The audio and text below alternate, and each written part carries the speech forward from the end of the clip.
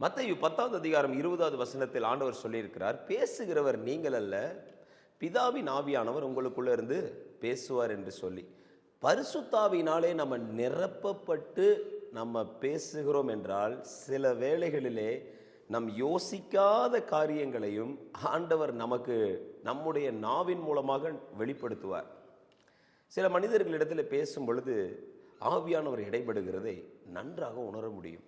ஆவியானவர் பிதாவினுடைய இருதயத்தை அறிந்தவராய் இருக்கிறார், கர்த்தருடைய ஆழங்களை அறிந்தவராய் இருக்கிறார் என்று சொல்லி வேதம் சொல்லுகிறது.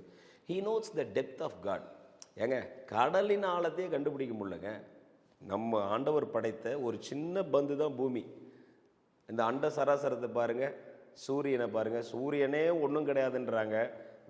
பால்வெளி மண்டலத்தை பார்க்கும் பொழுது, அதற்கு மேலே இருக்கிற நட்சத்திரங்களை பார்க்கும் பொழுது, சூரியன்கிறதே ஒரு சின்ன பந்து தான். அதில் பூமிங்கிறது எவ்வளோ பெரிய சின்ன பந்து. 1300 பூமியை எடுத்து சூரியனுக்குள்ளே போடலாமா?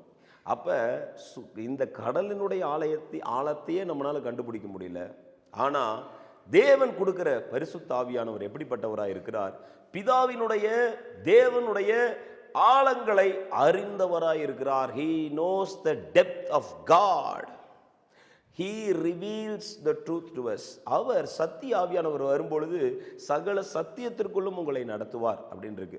சத்திய ஆவியானவர் என்ன செய்வாருங்க? நம்மளை சத்தியத்திற்குள்ள நடத்துவார்.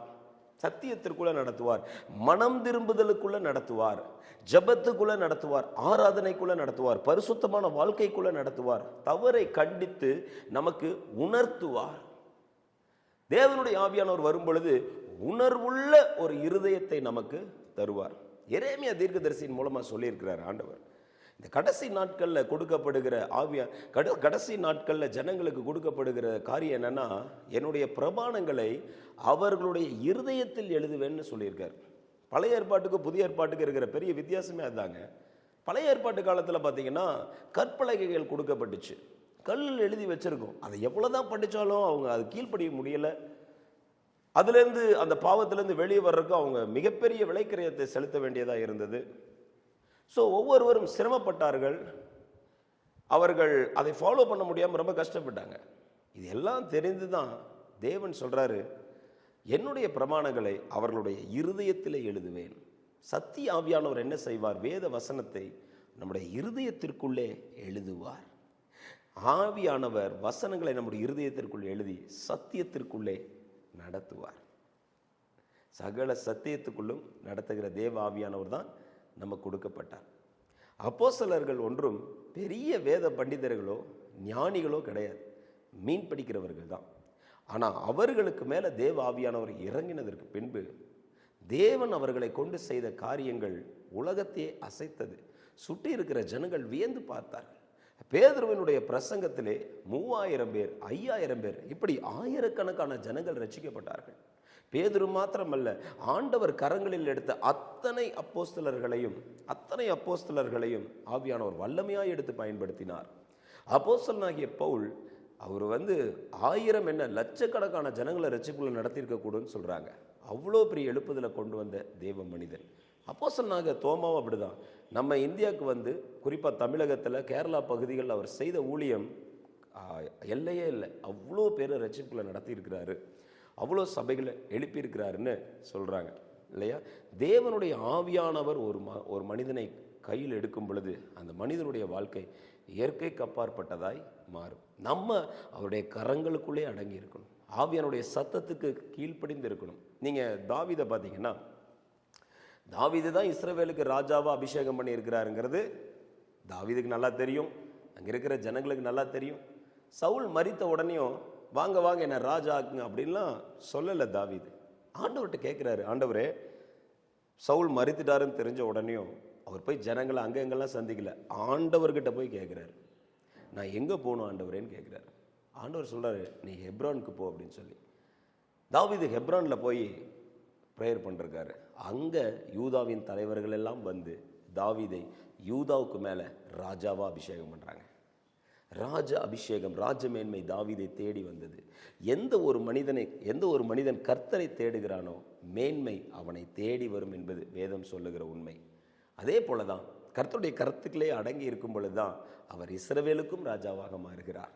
அங்கே அப்னரே தாவீதை இஸ்ரவேலுக்கு ராஜாவா டிக்ளேர் பண்றாரு.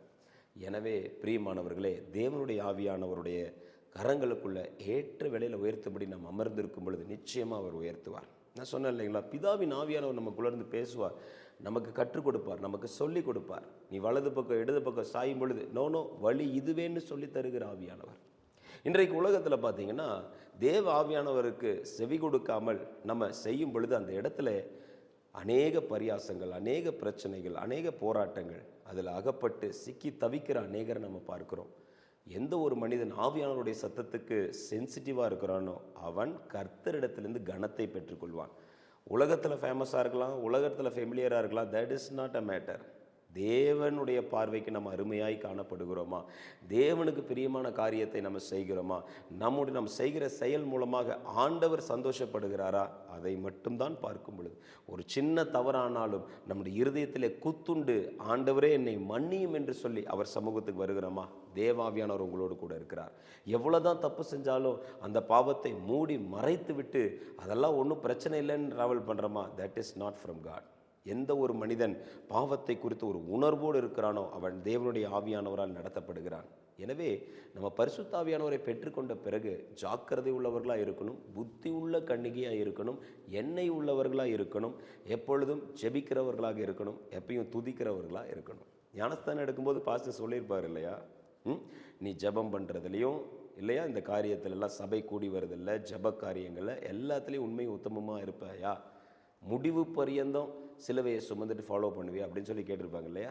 வெளிப்படுத்துகிற விசேஷத்தில் இருக்கும், இவர்கள் தேவ ஆட்டுக்குட்டியானவர் எங்கெல்லாம் சென்றாரோ அங்கெல்லாம் சென்றார்கள் என்று சொல்லி. எனவே தான் ஆவியானவருக்கு உணர்வுள்ளவர்களாக இருக்க வேண்டும். இங்கே நிறைய பேர் கேட்டால், நான் எப்படி பரிசுத்த ஆவியானவரை பெற்றுக்கொள்வது? நான் ஆல்ரெடி ஒரு வீடியோ போட்டிருந்தேன்.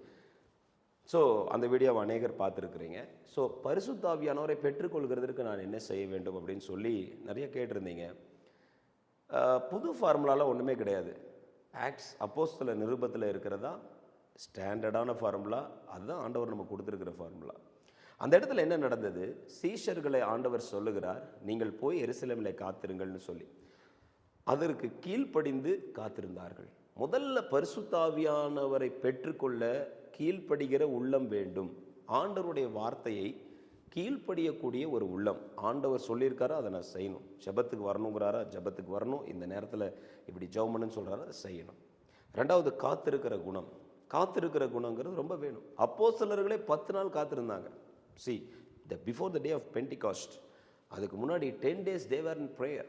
அவங்க தேவ சமூகத்தில் காத்திருந்தார்கள். ஸோ காத்திருக்க ஆயத்தமாக இருந்தவங்க தான் அபிஷேகத்தை பெற்றுக்கொள்ள முடியும். அவர்கள் எதிர்பார்த்து காத்திருக்கிறார்கள். ஆண்டவர் எதாகிலும் செய்வார், ஆண்டவர் தொடுவார். அப்பொழுது காத்திருக்கும் பொழுது, வேதத்தை வாசிக்கும் பொழுது நம்முடைய இருதயத்துக்குள்ள விசுவாசம் பொங்கி எழும்ப ஆரம்பிக்கும். ஆவியானவர் வருவார், அவர் அபிஷேகம் பண்ணணும்னு தான் விரும்புகிறார். ஆண்டவர் என்ன சொல்லியிருக்காரு? கடைசி நாட்களில் மாமிசமான யாவர் மேலும் என் ஆவியை ஊற்றுவேன்னு சொல்லியிருக்கார். அவர் எல்லாரையும் நிரப்பணும் தான் விரும்புகிறார். Everybody should get filled by the Holy Spirit. That is the will of God. நான் பரிசுத்த ஆவியானவரை பெற்றுக்கொண்டது எப்படின்னா, என்னுடைய ஒரு ஊழியக்காரரை பார்க்குறேன், பிரபாகர் அவர் பேர். ஸோ அந்த அண்ணா சொன்னாங்க, நீங்கள் போய் ஜெபம் பண்ணுங்கள். அது பர்டிகுலராக அந்த டே எனக்கு அன்றைக்கி ஒரு முக்கியமான ஒர்க் இருந்துச்சு. அந்த டேயில் சொன்னார், நீங்கள் போய் ஜெபம் பண்ணுங்கள், ஆண்டவர் உங்களோட பேசுவார் அப்படின்னு சொல்லிட்டு. சரின்னு சொல்லிட்டு என்னுடைய ஒர்க்கை கூட நான் கொஞ்சம் போஸ்ட்பான் பண்ணிவிட்டு அந்த நாள் காலை வேளையில் ஏஞ்ச உடனேயும் ஆண்டவர்கிட்ட ஜெபம் பண்ணிவிட்டு I was going to the church. நான் ஆண்டவருடைய ஆராதனை பண்ணுற இடத்துக்கு போயிட்டு அந்த இடத்துல உட்காந்து தனியாக தேவ சமூகத்தில் உட்காந்து கண்ணீரோடு ஜெபிச்சேன். எதற்கு என்னை அழைத்தீங்க? எதற்கு நான் இங்கே வந்திருக்கிறேன்? எதற்கு நான் பான் கிறிஸ்டியன்லாம் கிடையாது. எங்கள் அப்பா ஹிந்து, எங்கள் அம்மா ஹிந்து, எங்கள் ஃபேமிலியில் யாருமே கிறிஸ்டியன்ஸ் கிடையாது. ஸோ எதுக்கு என்ன அழைச்சிருக்கேன்றாங்க, எனக்கு ஒன்றும் புரியலையே அப்படின்னு சொல்லி முட்டி போட்டு நான் தேவ சமூகத்தில் காத்திருக்கிறேன். ஒரு எதிர்பார்ப்போடு காத்திருக்கிறேன். அப்பொழுது தேவனுடைய ஆவியானவர் இறங்கி வந்தார், என்னை நிரப்ப ஆரம்பித்தார். எனக்குள்ள ஒரு புது வகையான உணர்வு ஏற்பட்டது. ஆவியானவர் இறங்கும் பொழுது எனக்கு ஏற்பட்ட முதல் அடையாளம் என்னவென்றால், என்னுடைய குற்றங்கள், என்னுடைய பாவங்கள், சின்ன வயதிலிருந்து நான் ரொம்ப குட்டியாக இருக்கும் போதிலிருந்தே நான் கீழ்ப்படியாமல் இருந்தது, எல்லா பாவங்களையும் ஆண்டவர் எனக்கு வெளிப்படுத்தி காண்பிச்சார். இதெல்லாம் காண்பித்து தேவனுடைய ஆவியானவர் சொல்லுகிறார், இவை எல்லாவற்றுக்கும் நீ கணக்கு ஒப்புவிக்க வேண்டும் என்று சொல்லி. அப்பொழுது நான் நடுங்கி போனேன். எப்படி இந்த பாவத்துக்கெல்லாம் கணக்கு ஒப்புவிக்கிறது அப்படின்னு சொல்லிட்டு. ஆமாம், எல்லா மனிதரும் தன்னுடைய வாழ்க்கை குறித்த கணக்கை தேவ சமூகத்தில் ஒப்பு கொடுக்கணும், ஒப்புவிக்கணும். ஒப்பு கொடுக்கறதுக்கு முன்னாடி தேவ சமூகத்தில் சொல்லணும். எனவே இதுக்கெல்லாம், இந்த பாவங்களுக்கெல்லாம் அவர் எல்லாமே நோட் பண்ணி வச்சிருப்பார், எல்லாமே டீட்டெயில்டாக இருக்கும். அப்போ நான் தேவ சமூகத்தில் ஆண்டவரை பார்த்து கேட்குறேன், எவ்வளோ சிகரெட் குடிச்சிருக்கேன், எவ்வளோ தண்ணி அடிச்சிருக்கிறேன், ஆண்டவரே நான் நல்லவனே கிடையாது அப்படின்னு சொல்லி தேவ சமூகத்தில் கண்ணீரோடு அழுகிறேன்.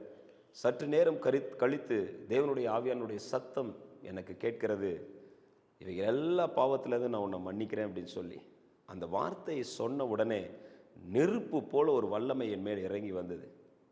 நெருப்பு மாதிரி இறங்கி தூக்கி வீசப்பட்டேன். தேவனுடைய அபிஷேகம் என்னை நிரப்பினது. ஒரு புதிய மனிதனாக நான் மாறினேன். கர்த்தருடைய அபிஷேகம் பெற்ற பிறகு எங்கெல்லாம் நான் போய் என் ஃப்ரெண்ட்ஸோட சுற்றுறனோ அங்கெல்லாம் போய் என்னால் இருக்கவே முடியல. உலக காரியங்களை பார்க்க முடியல, உலகத்தோட ஸ்டே பண்ணியிருக்க முடியல. உலகம்னா எல்லாரும் உலகத்துக்குள்ளே தான் இருக்கிறோம். ஆண்டவர் இல்லாத ஒரு காரியத்தை என்னால் செய்கிறதுக்கு எனக்கு பிடிக்கல. I want to be with Jesus. I love Jesus so much. சரி, பரிசுத்தாவியானவரை பெற்றுக்கொண்டால் ஆண்டவர் மேலே இருக்கிற அன்பு பெருக்கெடுத்து ஓட ஆரம்பிக்கும். ஆண்டவருக்கு மேலே இருக்கிற அன்பு பெருக்கெடுத்து ஓட ஆரம்பிக்கும். கல்வாரி சிலுவைக்கு முன்னாடி போய் நிற்கிற அந்த ஒரு அனுபவம் அது கண்டிப்பாக எல்லாருக்கும் தேவை. எனவே தேவ சமூகத்தில் போய் காத்திருந்து வேதத்தை வாசித்து ஆண்டவர் என்னை நிரப்பணும்னு அடமண்ட்டாக ஜெபம் பண்ணுங்க.